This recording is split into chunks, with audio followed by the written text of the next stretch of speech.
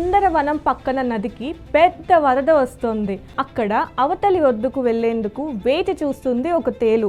అప్పుడే తాబేలు నదిలోకి వెళ్ళబోతుంది. అది చూసిన తేలు, తాబేల్ మామ, మా వాళ్ళంతా అవతలి ఒడ్డున ఉన్నారు, నదిని ఒక్కదాన్నే దాటలేను, నన్ను నీతో పాటు తీసుకెళ్ళి అక్కడ వదిలిపెడతావా అని అడిగింది. కాసేపు ఆలోచించిన తాబేలు సరేనంటూ వీపుమై ఎక్కించుకొని బయలుదేరింది.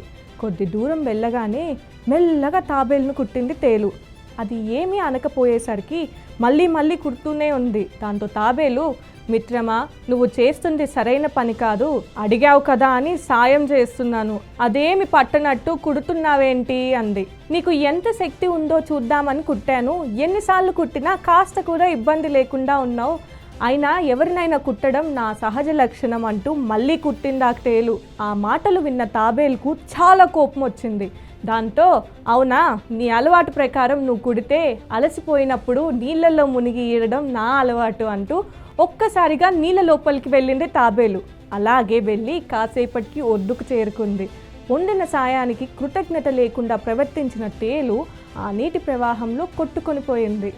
మన మాటలు, పనులతో ఇతరులను ఇబ్బంది పెడితే తేలు లాంటి పరిస్థితే వస్తుంది.